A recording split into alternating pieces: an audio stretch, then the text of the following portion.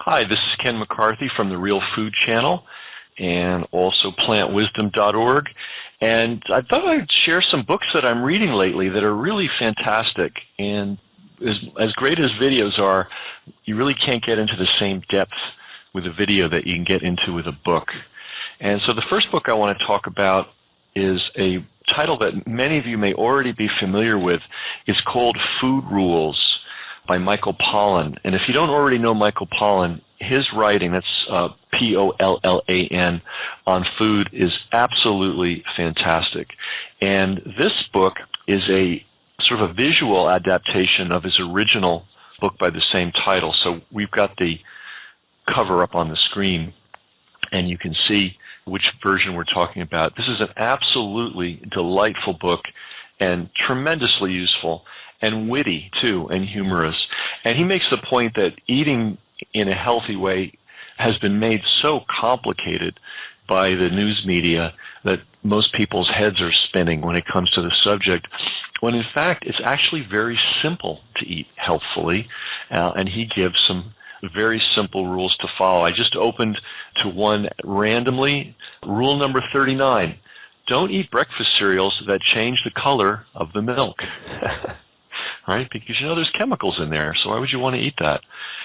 Here's another great one. Rule number 21. If it came from a plant, eat it. If it was made in a plant, don't eat it. Here's another one. Rule number 20. Don't ingest foods made in places where everyone is required to wear a surgical cap. How about this one? I love this one. And this one really maybe sums it all up.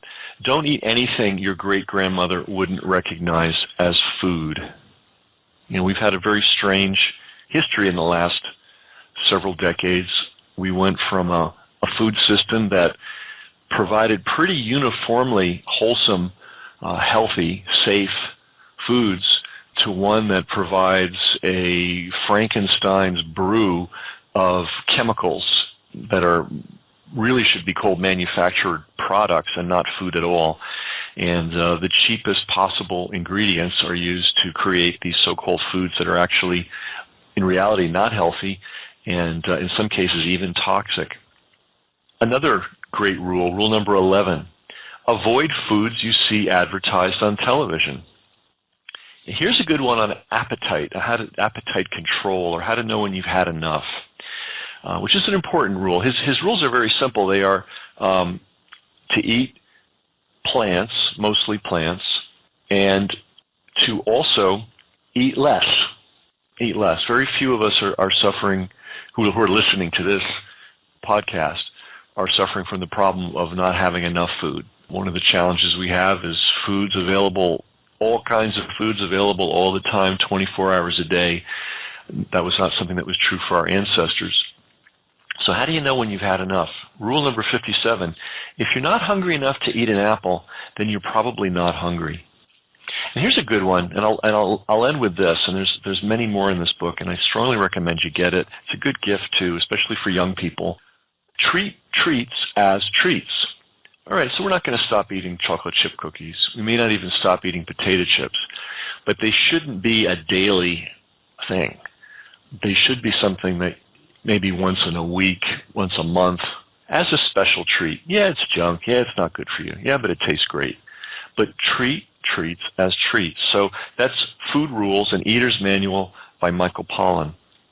The next book that I'd like to talk about is The New Bread Basket by Amy Halloran. About 18, might even be 19 years ago, a friend and I rented a field nearby from a farmer because we decided we were going to grow oats. And we bought a big bag of oats, I think from Johnny Seeds of Maine, oat seeds, and we walked up and down this field hand broadcasting the oats. Everybody thought we were crazy. Why bother to grow oats when you can buy them in the store for nothing? Well, this wasn't an economic exercise. We were just interested in the whole process of growing grains, and we were both kind of amazed that the process of growing grains locally had completely died out in our area and pretty much everywhere else in the so-called developed world. And it just seemed like a strange thing to us, you know, the staffs of life, oats, wheat, barley, rice. Yeah, it's great we can go to the store and buy them cheap. It's great we can buy them organic. But why don't we grow some of them on our own? So we seeded this patch of land, and the oats came up. And I have to say, the oat is a beautiful plant, and a field of oats is really, really beautiful. Unfortunately, we had a drought, and we didn't have a water supply, so that oat crop didn't make it. But it really was a very interesting experience for us. A couple of years later, somebody in our area started a bakery whose goal was to actually create baked goods strictly from locally grown grain. And it took a long time for him to achieve this. First, he was only using 10%. He was only able to get 10% of what he needed.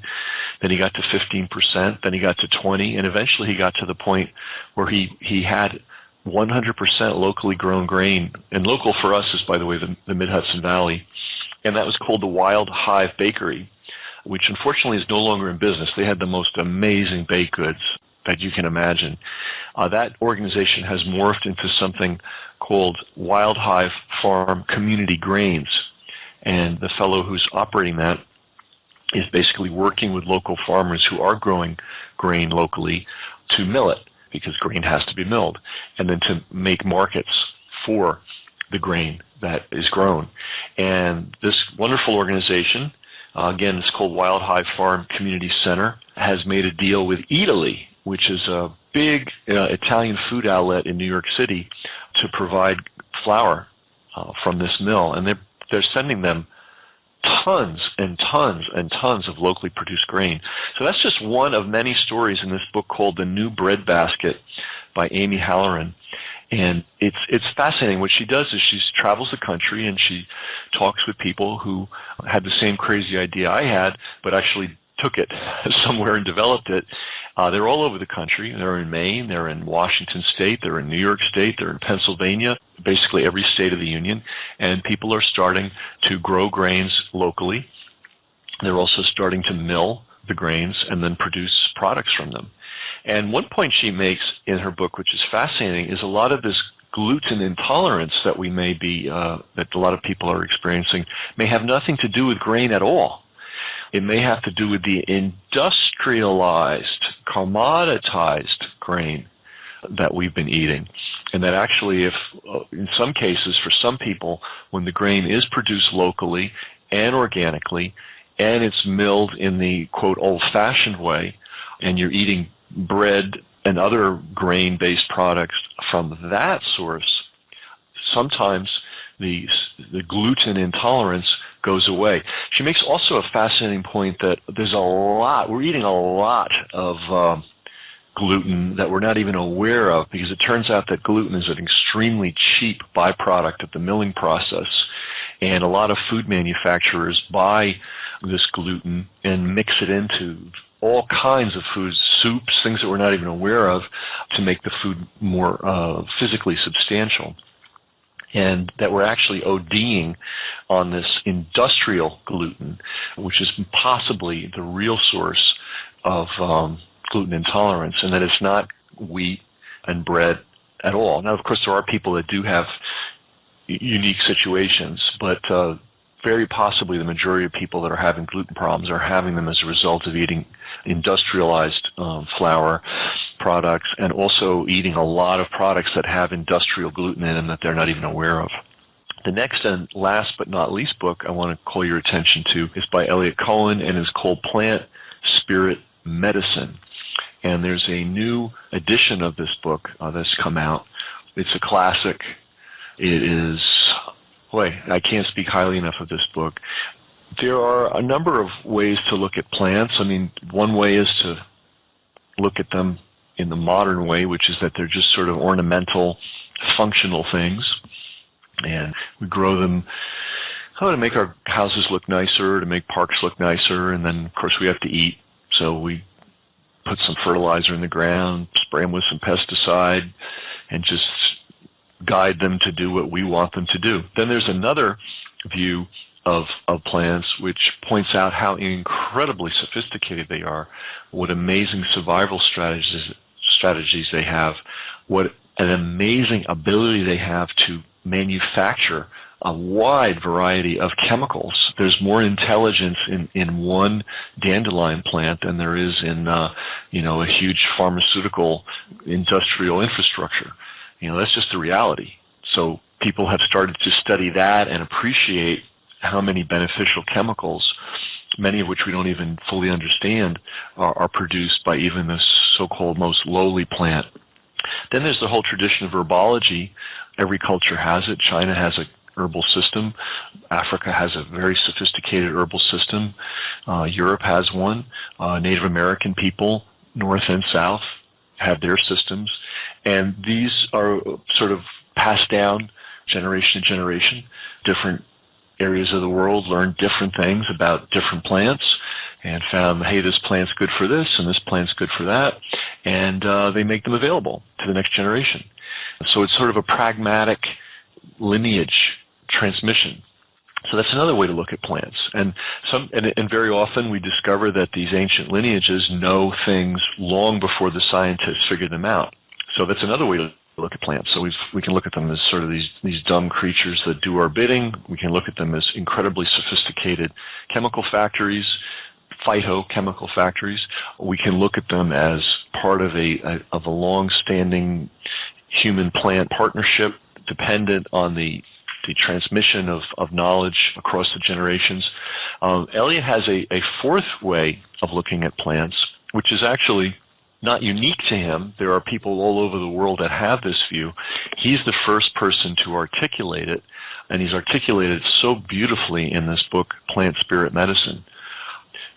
Beyond simply being phytochemical factories and admirable survival mechanisms, plants have their own spiritual abilities innately and are able to communicate with us on a spiritual level.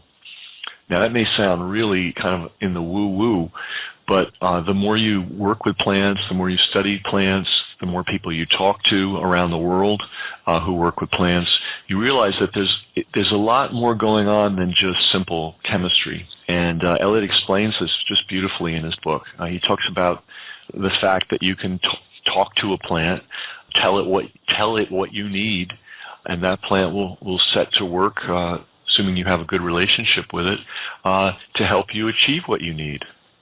I know that sounds mystical and magical, but we see the same thing being talked about in Rosita Arvigo's books, which we have a whole interview with Rosita on plantwisdom.org. We also have the same conversation with our friend Baba, the Jamaican healer in the Bronx, which we also have a interview with. And he talks about a wide variety of topics. And here's a guy that really knows his plants, really knows his healing traditions, really knows his botany. But he says part of the learning that he had as a young child growing up in Jamaica was that you communicated with the plants and you told the plants what you needed and gave them time to produce it and worked with them on a being-to-being basis, which is very different than looking at them as chemical repositories.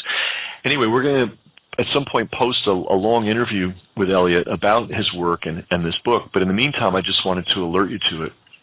So 3 books that I've enjoyed tremendously recently: Food Rules and Eater's Manual by Michael Pollan, The New Bread Basket, How the New Crop of Grain Growers, Plant Breeders, Millers, Malters, Bakers, brewers, and local food activists are redefining our daily loaf, and that's by Amy Halloran.